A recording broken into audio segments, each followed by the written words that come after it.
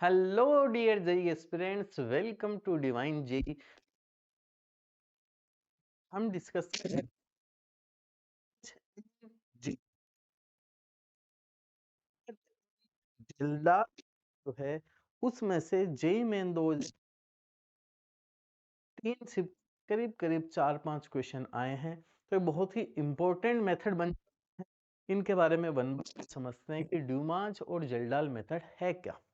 चलिए शुरू करते हैं लेक्चर को। सबसे पहले मैं बात करता हूँ ड्यूमाज मेथड की। ड्यूमाज मेथड और जेल्डाल मेथड दोनों ही मेथड्स नाइट्रोजन के एस्टिमेशन के लिए इस्तेमाल होते हैं। नाउ व्हाट इज नाइट्रोजन का एस्टिमेशन? प्यारे बच्चों, कोई कंपाउंड है उसमें नाइट्रोजन कितने परसेंट अवेलेबल है। 100 ग्राम कंपाउंड है, मान लो नाइट्रोजन उसमें 15% है, तो 15% नाइट्रोजन हो गया। तो नाइट्रोजन कितना परसेंट है ये एस्टिमेशन लगाना ही एस्टिमेशन ऑफ नाइट्रोजन होता है। और एस्टिमेशन ऑफ नाइट्रोजन के लिए हम मेजरली दो तरीके के मेथड पढ़ते हैं। पहला है ड्यूमाज मेथड और दूसरा है जेल्डाल मेथड। तो वन बाय वन दोनों मेथड्स को पढ़ेंगे। पहले शुरू करते हैं ड्यूमाज मेथड से। देखिए ड्यूमाज मेथड जो है इसमें नाइट्रोजन का एस्टिमेशन किया जाता है इन द फॉर्म ऑफ N2। अब N2 गैस हुई, यानी कि नाइट्रोजन गैस, यानी कि N2 गैस की फॉर्म में हम नाइट्रोजन का एस्टिमेशन करेंगे। कैसे करेंगे? देखो ऐसे बोलता है कि estimated in the form of N2। For example प्यारे बच्चों, अगर मैं आपसे बोलूं कि कोई मान लीजिए ऑर्गेनिक कंपाउंड है, कोई ऑर्गेनिक कंपाउंड है,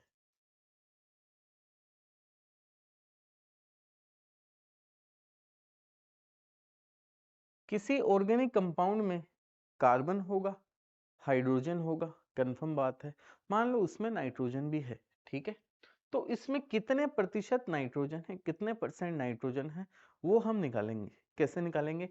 सबसे पहले इस ऑर्गेनिक कंपाउंड को आप गर्म कीजिए इन presence of copper oxide. CuO की प्रेजेंस में इसको गर्म कीजिए। अब CuO की प्रेजेंस में इसको गर्म करने से क्या होगा? पहले बच्चों ऑर्गेनिक कंपाउंड में कौन था? कार्बन था।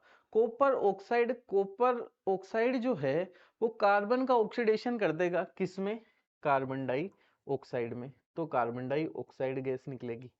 दूसरा, मुझे बताइए कि वहां पे ऑर्गेनिक कंपाउंड में हाइड्रोजन था, तो कॉपर ऑक्साइड हाइड्रोजन का ऑक्सीडेशन कर देगा इन द फॉर्म ऑफ H2O।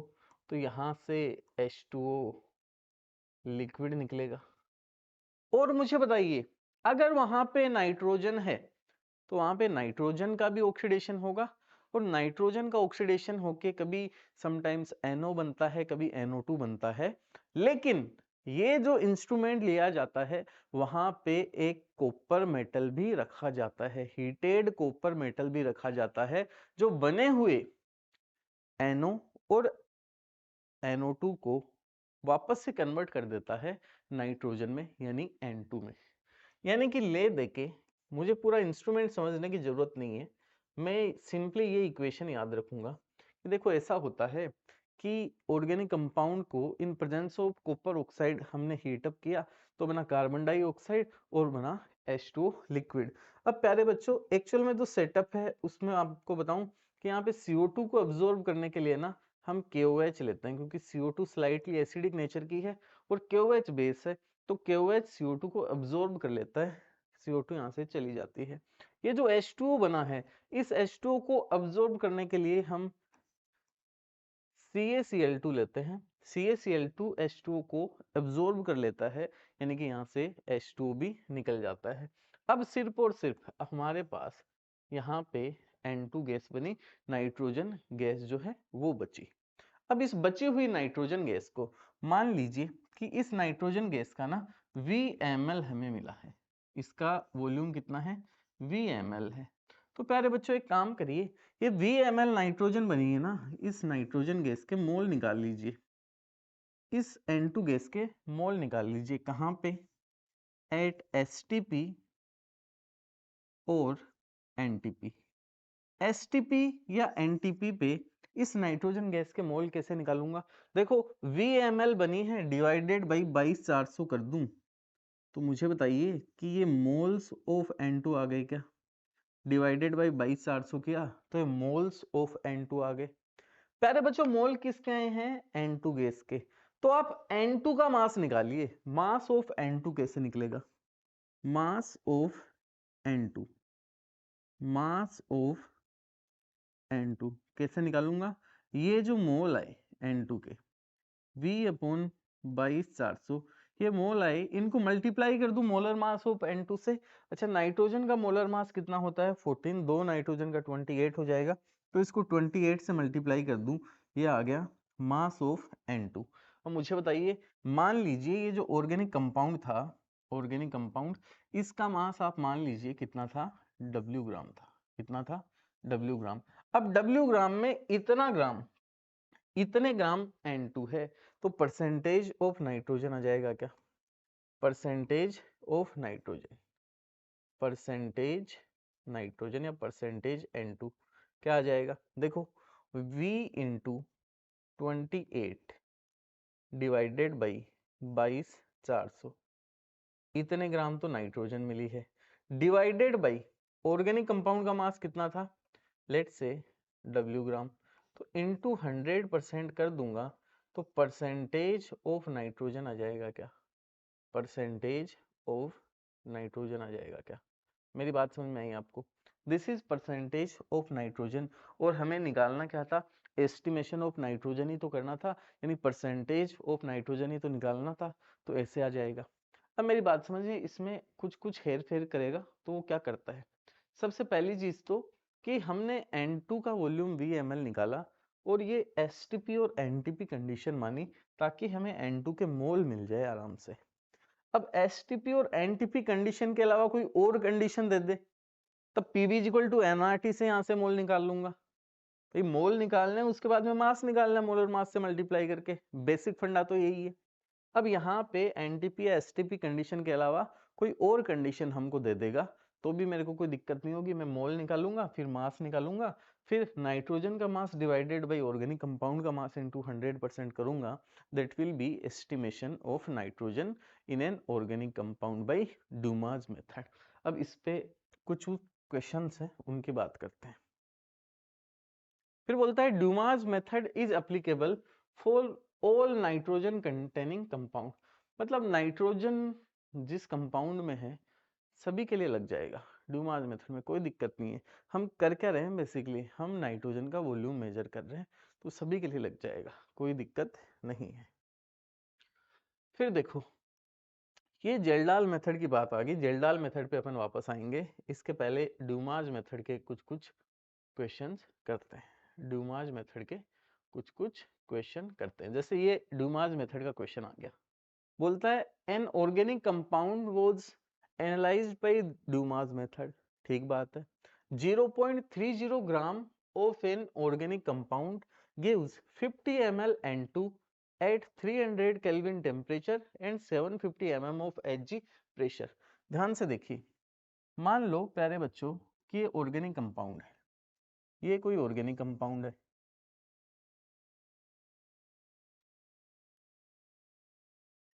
इस ऑर्गेनिक कंपाउंड का मास दिया है मुझे 0.30 ग्राम, इसका मास दिया है 0.30 ग्राम। अब डुमास मेथड में क्या होता है? इन प्रेजेंस ऑफ कॉपर ऑक्साइड इसको हीट करते हैं, CO2 बनता है, H2O बनता है और N2 गैस निकलती है, तो हम तो सीधा N2 गैस निकाल देते हैं, बाकी सबसे हमें मतलब नहीं है। इसने क्या बोला है कि N2 गैस कितनी बनी है?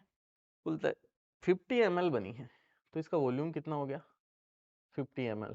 अच्छा STP कंडीशन नहीं है, इस बार STP और NTP कंडीशन नहीं है, इसने टेम्परेचर दिया है कितना? 300 केल्विन, और प्रेशर दिया है कितना? 715 mm ऑफ Hg। इसको ATM में कन्वर्ट कर लेंगे, कोई दिक्कत नहीं है। फिर बोलता है calculate the percentage of nitrogen in the compound, यानी estimation of nitrogen if vapour pressure of H2O is 15 mm of Hg। mm of Hg at 300 kelvin. यानी कि ये बोल रहा है कि किसी तरीके से वहां पे H2 थोड़ा सा बच जाता है और उसका वेपर प्रेशर जो है ना वो 15 mm of Hg है। यानी कि ये जो 715 आपने प्रेशर निकाला है ये सिर्फ और सिर्फ नाइट्रोजन की वजह से क्रिएट नहीं हुआ, ये नाइट्रोजन प्लस H2O गैस की वजह से क्रिएट हुआ है।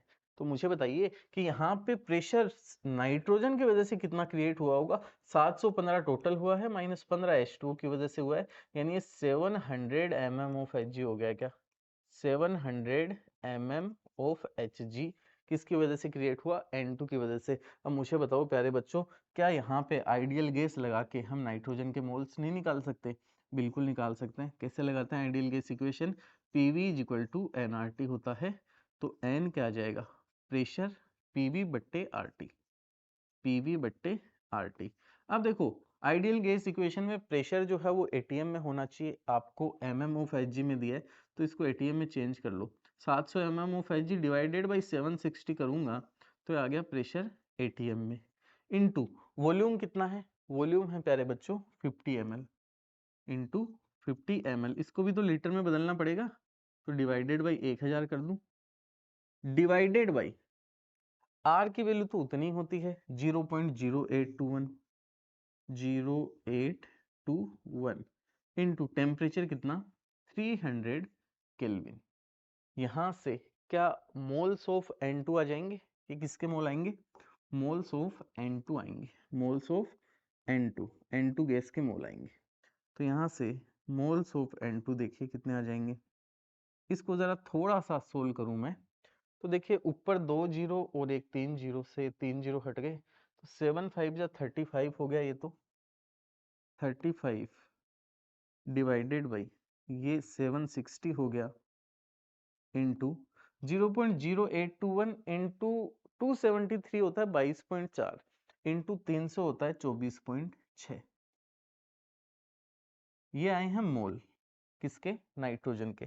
तो मुझे बताइए यहाँ से मास ऑफ नाइट्रोजन आ जाएगा, यहाँ से mass of nitrogen, mass of N2 कैसे निकालूंगा? इनटू मोलर मास कर दूंगा।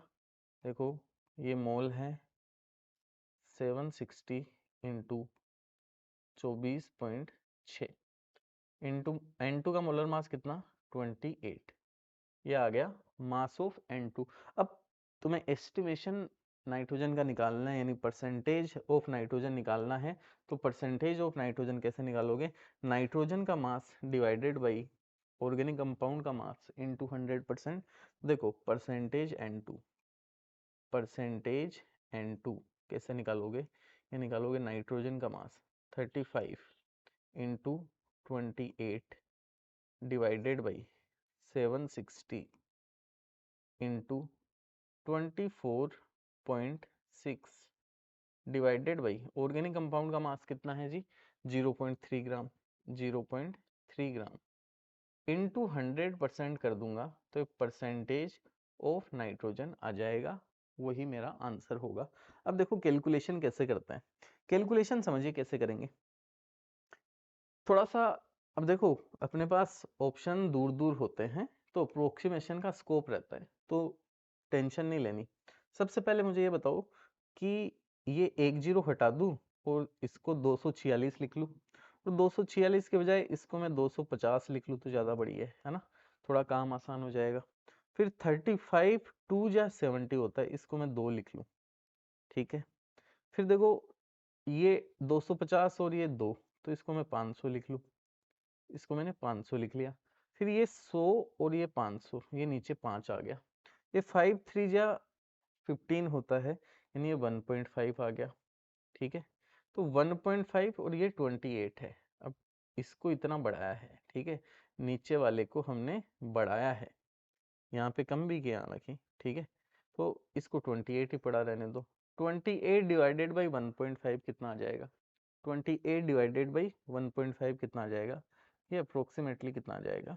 ये देखो 17 और 8, ये करीब करीब 17 आ जाएगा, अप्रोक्सीमेटली 17% आ जाएगा, अप्रोक्सीमेटली 17% आ जाएगा। तो आपको ऑप्शन में दूर दूर दिखेंगे ऑप्शन, पहला 5%, दूसरा 17%, तीसरा 38%, फोर्थ 78%। तो आप इजीली एक आंसर पे टिक लगा सकते हैं। मेरी बात समझ में आई क्या आपको? ड्यूमास मेथड का क्वेश्चन आप बना पाओगे क्या आगे से एग्जाम में आएगा तो? फिर देखिए और कोई एग्जाम आया है, और एग्जाम में आया ड्यूमास मेथड का क्वेश्चन, तो जैसे ये ड्यूमास मेथड का ही क्वेश्चन है, क्या बोलता है कि ये एक ऑर्गेनिक कंपाउंड है इन प्रेजेंस ऑफ कॉपर ऑक्साइड। देखो CO2 बनी है, H2O बना है, N2 बना है और थोड़ा कॉपर बना है, ठीक है। तो क्या करना है आपको? The value of y is integer answer बताना आपको, कुछ नहीं, ये तो आपको रिएक्शन ही बैलेंस करनी है। कैसे करते हैं मैं बता देता हूँ कैसे करते हैं। इसकी रिएक्शन हमने कराई है कॉपर ऑक्साइड से, CuO से, तो क्या बना है? इससे बना है CO2, और क्या बना है? H2O, और क्या बना है? N2, और क्या बना है? Cu। तो देखो किसी भी हाइड्रोकार्बन के कंबशन की रिएक्शन आपको जैसे मैंने बताया था CHO चो, ठीक है, ये ऑर्डर होना चाहिए। यहाँ पे भी ऐसे ही इसी ऑर्डर को फॉलो करो बैलेंस करने के लिए। सबसे पहले कार्बन कितने? 2, तो इधर में 2 कार्बन लगा दिए जाए। फिर हाइड्रोजन कितने? 7, तो इधर में 2 है तो यहाँ पे 7/2 लगा दिया जाए। अब देखो ऑक्सीजन को बैलेंस करना, या फिर नाइट्रोजन को कर लो उससे पहले। इधर में एक नाइट्रोजन है तो इधर में 1/2 लगा दूं तो नाइट्रोजन भी बैलेंस हो गया। अब बचा कौन? बचा अपना कॉपर और ऑक्सीजन। अच्छा इधर जितना आएगा उधर तो उतना ही लगा दूंगा। ऑक्सीजन देखो जरा, इधर कितने? 4, इधर कितने? 7/2, ठीक है। तो 4 + 7/2, 4 + 7/2 यानी 4 2 जा 8 यानी 15/2। ऑक्सीजन कितने हुए राइट साइड में? 15/2, 15/2 ऑक्सीजन हुए, ठीक है। तो यहाँ पे 15/2 इतने ऑक्सीजन हो गए। तो इस तरफ कॉपर 15/2 हो गए, तो यहाँ पे कॉपर कितने?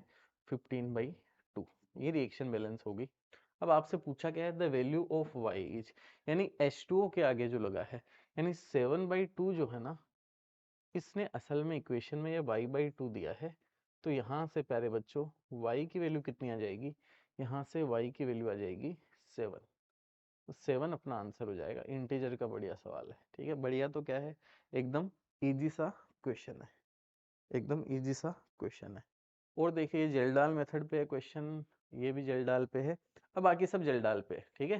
तो डूमाज मेथड हमने समझ लिया, डूमाज मेथड हमने समझ लिया। डूमाज मेथड में नाइट्रोजन का एस्टिमेशन करते हैं इन द फॉर्म ऑफ N2। अब जेल्डाल मेथड की बात करते हैं। जेल्डाल मेथड क्या होता है जी?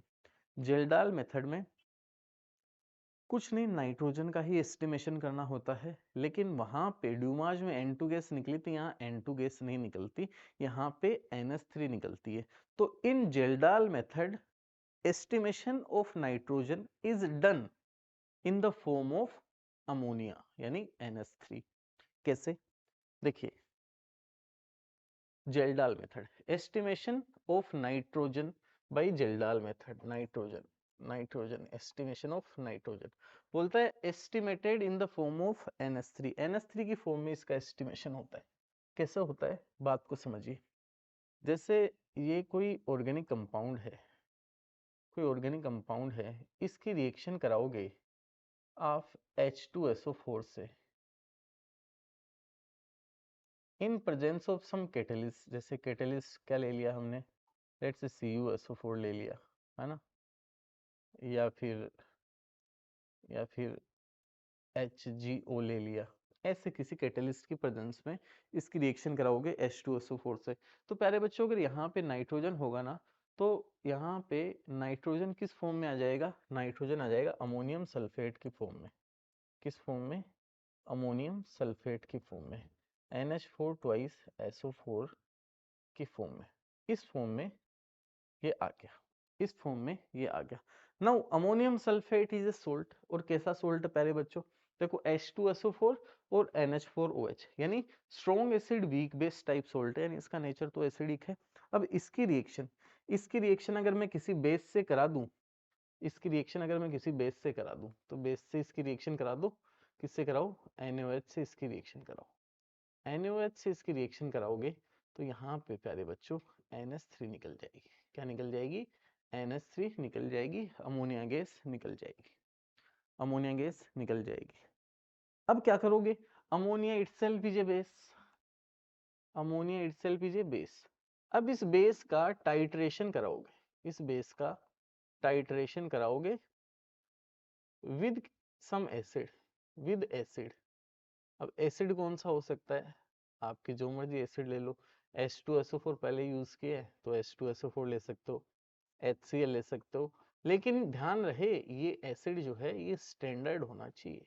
क्या होना चाहिए, स्टैंडर्ड होना चाहिए। स्टैंडर्ड का मतलब क्या होता है सर, स्टैंडर्ड का मतलब ये होता है जिसकी कंसंट्रेशन मुझे मालूम हो, ताकि मैं जब टाइट्रेशन कराऊं ब्यूरेट में वो एसिड डालूं और 1/1 ड्रॉप एसिड के डालूं, और जब टाइट्रेशन हो जाए तो मुझे मालूम रहे कि एसिड के कितने इक्विवेलेंट खर्च हुए हैं, ताकि मैं बता पाऊं कि उतने ही इक्विवेलेंट किसके हैं, अमोनिया के भी उतने ही इक्विवेलेंट है, अमोनिया के भी इतने ही इक्विवेलेंट है। क्या बोलता है, here standard acid solution is used to measure the formed NH3, यानी जो NH3 बन गया ना, इसको मेजर करने के लिए स्टैंडर्ड एसिड सॉल्यूशन इस्तेमाल करते हैं। अब स्टैंडर्ड एसिड सॉल्यूशन में क्या हुआ, हमने बोला जितने इक्विवेलेंट हैं H+ के उतने ही इक्विवेलेंट होने चाहिए किसके, अमोनिया के, है ना, उतने ही इक्विवेलेंट होने चाहिए अमोनिया के।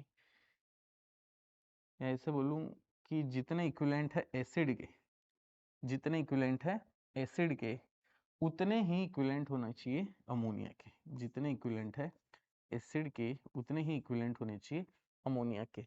अब एसिड के इक्विवेलेंट जैसे फॉर एग्जांपल H2SO4 है, H2SO4 है, तो एसिड के mole, mole of acid, moles of acid into acid का एन फैक्टर, इनटू एसिड का N factor, it will be as good as moles of ammonia, moles of ammonia into ammonia का N factor, into ammonia का N factor.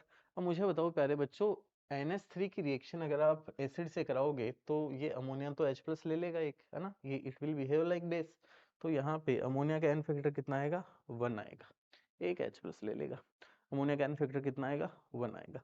तो यहाँ से moles of ammonia आ जाएंगे, moles of ammonia आ जाएंगे, तो mass of ammonia आ जाएगा, mass of ammonia आ जाएगा।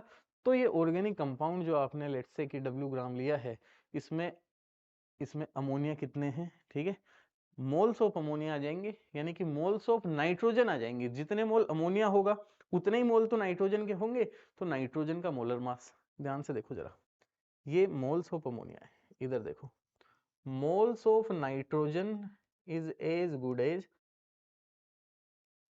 मोल्स ऑफ अमोनिया, ठीक है।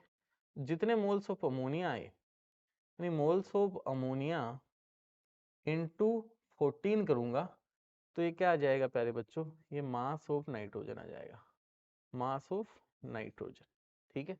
मास ऑफ नाइट्रोजन आगे डिवाइडेड बाय ऑर्गेनिक कंपाउंड का मास इनटू 100% करूंगा तो मेरे पास आ जाएगा एस्टिमेशन ऑफ नाइट्रोजन।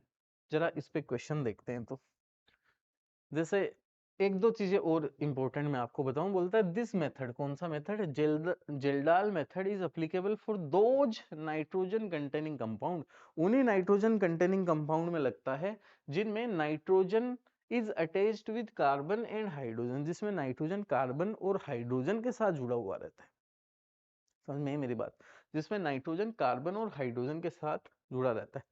अब जैसे नाइट्रो हो गया, नाइट्रोसो हो गया, एजो हो गया, एजोक्सी हो गया, इन सब में ये मेथड नहीं लगता, इन सब में ये मेथड नहीं लगता। जैसे नाइट्रो बोले तो NO2, है ना, जैसे NO ये सब हो गया, जैसे NH2, सॉरी, जैसे एजो और एजोक्सी हो गया, इन सब में ये मेथड नहीं लगता। यानी कि जहां नाइट्रोजन ऑक्सीजन से जुड़ा है वहां ये मेथड नहीं लगता।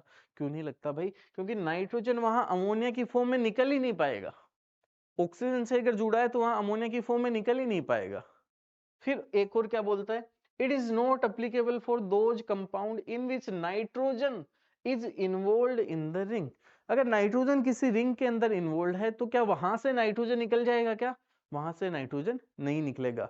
तो ये मेथड वहां पे भी नहीं लगेगा जहां पे नाइट्रोजन ऑक्सीजन से जुड़ा हुआ है या कार्बन या हाइड्रोजन के अलावा किसी से जुड़ा, सिंपली बोलूं तो, और जहां पे नाइट्रोजन जो है वो किसी रिंग के अंदर इन्वॉल्व है, जहां पे नाइट्रोजन किसी रिंग के अंदर इन्वॉल्व है, वहां पे भी मेथड नहीं लगेगा। जैसे कुछ कुछ क्वेश्चन करते हैं, जैसे इसने बोला Kjeldahl method can not be used to estimate nitrogen for which of the following compound, कौन से कंपाउंड में नाइट्रोजन की एस्टिमेशन के लिए जेल्डाल मेथड नहीं लगेगा। तो मेरे को सिंपल सी बात पता है कि भैया जहाँ पे नाइट्रोजन कार्बन या हाइड्रोजन से जुड़ा होता है वहां लग जाता है। यहाँ पे नाइट्रोजन किससे जुड़ा है प्यारे बच्चों, यहाँ पे नाइट्रोजन कार्बन से जुड़ा है, तो यहाँ पे तो लग जाना चाहिए, तो यहाँ लग जाएगा।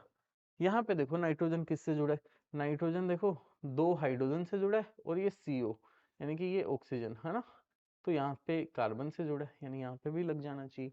फिर देखो NO2 नाइट्रोजन किससे जुड़ गया, ऑक्सीजन से जुड़ गया, नाइट्रोजन किससे जुड़ गया, ऑक्सीजन से जुड़ गया, तो यहाँ पे नाइट्रोजन NH3 की फॉर्म में निकलेगा ही नहीं, यानी कि यहाँ पे जेल्डाल मेथड लगेगा ही नहीं।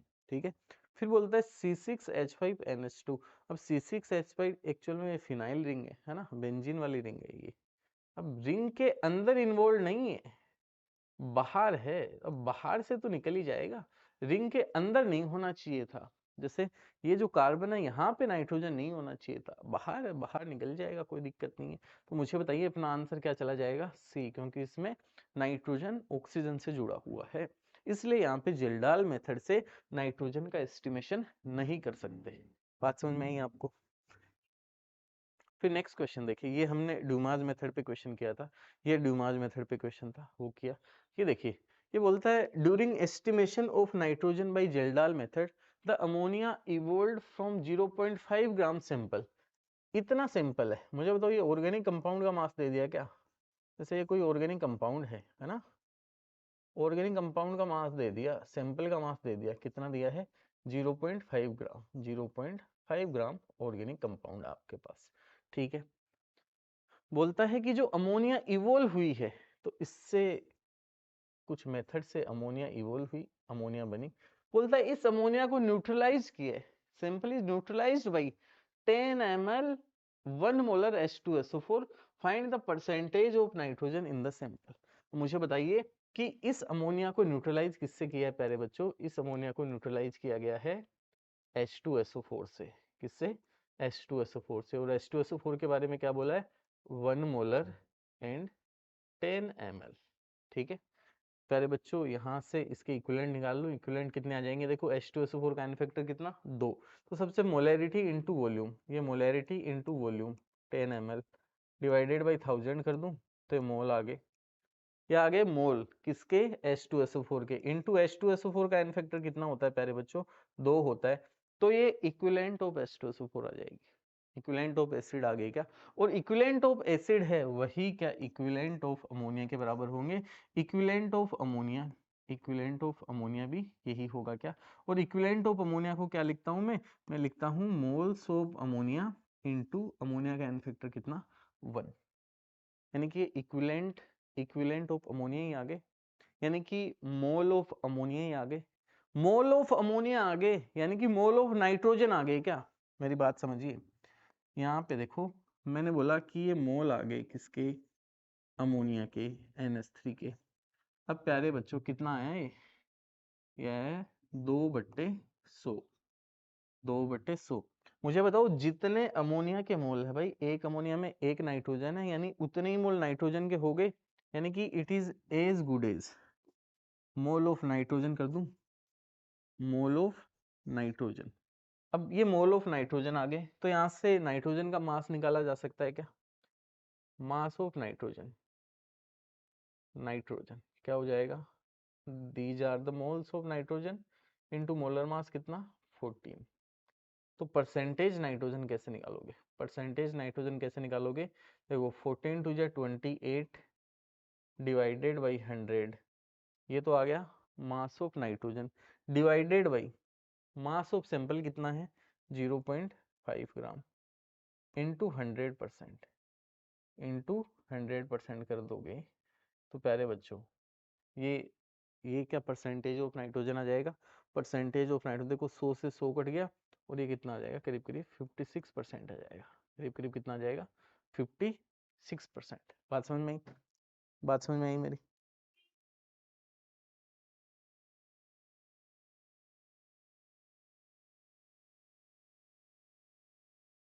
सीधा सीधा ही आ गया 56%, इसमें तो कोई दिक्कत ही नहीं हुई।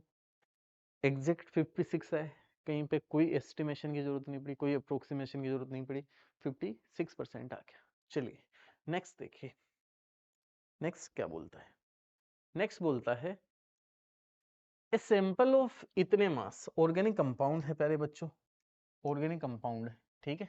तो चलिए लिखते हैं कि ऑर्गेनिक कंपाउंड है, ऑर्गेनिक कंपाउंड का मास दिया है आपको, मास कितना दिया है 0.166 ग्राम, इतना मास दिया है। was digested with concentrated H2SO4, यानी कि वो सैंपल की रिएक्शन कराई है H2SO4 से, तो क्या बनेगा NH4 twice SO4 बनेगा, है ना। फिर बोलता है देन डिस्टिल्ड विद NaOH, फिर देखो उसका नेचर कैसा था, उसका नेचर एसिडिक था, तो उसकी रिएक्शन हमने बेस से कराई NaOH से, तो अमोनिया मिला था। फिर बोलता है distilled with NaOH then ammonia बनाए, the ammonia gas evolved was pass through 50 ml 0.5 normal H2SO4, यानी ये H2SO4 का सॉल्यूशन था, इसमें से अमोनिया को निकाला है। क्या बोलता है द यूज्ड एसिड जितना एसिड यूज हुआ है required 30 ml of 0.25 normal NaOH for complete neutralisation, यानी इस एसिड का कंप्लीट न्यूट्रलाइजेशन के लिए मुझे इतना बेस चाहिए था, 30 ml 0.25 नॉर्मल NaOH चाहिए था। यानी कि अब अमोनिया का बता दो भाई, जितने इस एसिड के इक्विवेलेंट होंगे उतने ही इक्विवेलेंट NaOH के इस्तेमाल हुए होंगे, और जितने जितने जितने जितने एसिड के इक्विवेलेंट थे, जितने एसिड के इक्विवेलेंट थे उतने ही अमोनिया के इक्विवेलेंट होंगे। बात समझ में आई मेरी। तो यहाँ से देखो अमोनिया गैस निकली। अब सबसे पहले तो ये देखो कि इस एसिड को न्यूट्रलाइज करने के लिए ना, इस एसिड को न्यूट्रलाइज करने के लिए इतना इतना बेस लगा है, तो इक्विवेलेंट ऑफ NaOH लिख दो। कैसे लिखोगे मोल इनटू एन फैक्टर, मोल कैसे लिखोगे मोलैरिटी इनटू वॉल्यूम, मोलैरिटी कितनी 0.25, अच्छा नॉर्मेलिटी है, नॉर्मेलिटी इनटू वॉल्यूम कितनी 30 ml, इसको अगर 1000 से डिवाइड कर दूंगा तो ये देखो इक्विवेलेंट ही आए क्योंकि हमने नॉर्मेलिटी रखी है। तो ये इतने इक्विवेलेंट एसिड के रहे हैं इसको कंप्लीट न्यूट्रलाइज करने के लिए, इतने इक्विवेलेंट एसिड के रहे हैं। और मुझे बताओ कितना एसिड इस्तेमाल हुआ है, जितना अमोनिया था उसको कंप्लीट न्यूट्रलाइज करने के लिए यही तो एसिड इस्तेमाल हुआ है, यानी यही क्या, यही it is as good as equivalent of H2SO4 and it is as good as equivalent of NH3, यानी NH3 के इक्विवेलेंट ही आ गए क्या। और NH3 के इक्विवेलेंट कैसे लिखता हूं मैं mole of NH3 into NH3 का एन फैक्टर कितना प्यारे बच्चों 1, यानी ये मोल ऑफ NH3 आ गए। और जितने मोल ऑफ NH3 होते हैं उतने ही तो मोल ऑफ नाइट्रोजन होते हैं, यानी कितना आ गया देखो मल्टीप्लाई करियो जरा, ठीक है 25 सीरीज या कितना होता है 75, ठीक है तो आ गया 7.5, 7.5 डिवाइडेड बाई 1000, ये आगे मोल ऑफ नाइट्रोजन, तो यहाँ से मास ऑफ नाइट्रोजन आ जाएगा, मास ऑफ नाइट्रोजन कितना आ जाएगा, मास ऑफ नाइट्रोजन कितना आ जाएगा, ये मोल ऑफ नाइट्रोजन आए प्यारे बच्चों 7.5 divided by 1000 into mass of nitrogen कैसे निकालोगे इंटू 14 करोगे, इंटू 14 करोगे। तो प्यारे बच्चों एस्टिमेटेड नाइट्रोजन कितना होगा, परसेंटेज नाइट्रोजन कितना होगा, परसेंटेज नाइट्रोजन होगा, देखिए नाइट्रोजन का मास डिवाइडेड बाई पूरे सैंपल का मास इंटू 100%, नाइट्रोजन का मास कितना है 7.5 into 14 divided by 1000 divided by sample का मास कितना है 0.166 इंटू 100% करूंगा तो ये क्या परसेंटेज ऑफ नाइट्रोजन आ जाएंगे, ठीक है। तो परसेंटेज ऑफ नाइट्रोजन कितना आ जाएगा, देखिए जरा परसेंटेज ऑफ नाइट्रोजन कितना आ जाएगा, देखिए कि ये 2 जीरो से 2 जीरो हट गए, ठीक है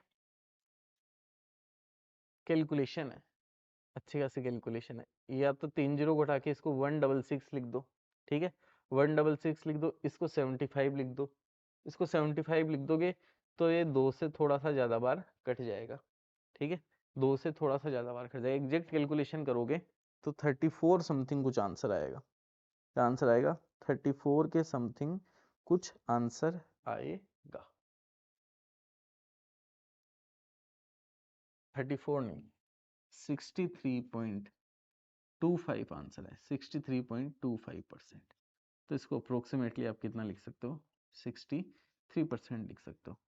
अब देखो कैलकुलेशन में जानबूझ के नहीं कर रहा भाई, बाकी कैलकुलेशन में देखो सिंपली मुझे बताओ क्या है कि ये 166 है, ये 3 जीरो को उठा के इसको क्या 166 लिख सकता हूँ मैं, ठीक है। फिर ये 75 को यहाँ से पॉइंट हटाया और ये 750 लिख दिया, ठीक है, इसको हटा दिया मैंने, ठीक है। देखो 166 है, ये 750 है, 166 इंटू 5 अगर करूँ मैं, ठीक है, तो ज़्यादा हो जाएगा, इंटू 4 करूँ, इंटू 4 करूँ, 4 अगर किया जाए तो देखो 6 चौका 24, 4 2, 6 चौका 24 और 2 26, 2 तो 6, 664 है, ठीक है, 664 यानी 4 से थोड़ा ज़्यादा, 4 से कितना ज़्यादा? 80 आराम से ज़्यादा, यानी 4.5 के आसपास आ जाएगा, ठीक है। अब 14 को 4.5 से मल्टीप्लाई कर लीजिए, करीब करीब इतना आएगा, 63 आ जाएगा, ठीक है। कैलकुलेशन पार्ट आप पे है भाई, आप कर लीजिए। नेक्स्ट देखिए जरा, फिर बोलता है Kjeldahl method was used for estimation of nitrogen in an organic compound, the ammonia evolve from 0.55 gram of sample. कुछ नहीं, सेम मेथड है भाई, सेम मेथड है। एक ऑर्गेनिक कंपाउंड दिया है, ऑर्गेनिक कंपाउंड दिया है, ऑर्गेनिक कंपाउंड का मास कितना दिया है? 0.55 ग्राम। इससे क्या निकली है? इससे अमोनिया इवोल्व हुई है, ये अमोनिया इवोल्व करा दी, ठीक है। इसको न्यूट्रलाइज किया है 12.5 ml 1 मोलर H2SO4 से, तो अमोनिया के इक्विवेलेंट और H2SO4 के इक्विवेलेंट बराबर हो जाएंगे। यहाँ पे से लिख दूं इक्विवेलेंट ऑफ अमोनिया बराबर इक्विवेलेंट ऑफ H2SO4, कैसे लिखूंगा? इसके equivalent mole into an factor, मोल कैसे लिखूंगा? मोलैरिटी इनटू वॉल्यूम, ये ml में डिवाइडेड बाय 1000 करूंगा तो आ गया लीटर में, ठीक है, इनटू एन फैक्टर कितना? 2, ये इक्विवेलेंट ऑफ NH3 आ गया। इक्विवेलेंट ऑफ NH3 को कैसे लिखता हूं मैं? Mole of NH3 into 1। अब इट इज कितना? देखो ये हो गया 25/1000। तो यहाँ से मोल ऑफ नाइट्रोजन बराबर मोल ऑफ NH3 बराबर कितने? 25/1000। तो यहाँ से मास ऑफ नाइट्रोजन आ जाएगा, मास ऑफ नाइट्रोजन कैसे आ जाएगा? मोल इतने इनटू मोलर मास कितना नाइट्रोजन का? 14। तो यहाँ से परसेंटेज ऑफ नाइट्रोजन आ जाएगा, परसेंटेज ऑफ नाइट्रोजन आ जाएगा, percentage of nitrogen will be what? देखो ये weight of nitrogen divided by sample का वेट कितना? 0.55, 0.55 इंटू 100% कर दोगे तो आंसर आ जाएगा। कैसे किया जाए? अगेन थोड़ा सा अप्रोक्सीमेशन ले लेंगे, कोई दिक्कत नहीं है। देखो ये पहले तो इसको हटाओ जरा, ये 2 जीरो, ये 2 जीरो हट गए, ठीक है, ये इधर गया, ये 5.5 हो गया, ठीक है। अच्छा इसको मैं अगर 5 मानता तो ये कितनी बार कटता? 5 बार, लेकिन 5 से थोड़ा सा ज़्यादा है, ठीक है, यानी 5 से थोड़ा कम होगा, तो 14 5 ये कितना होता है?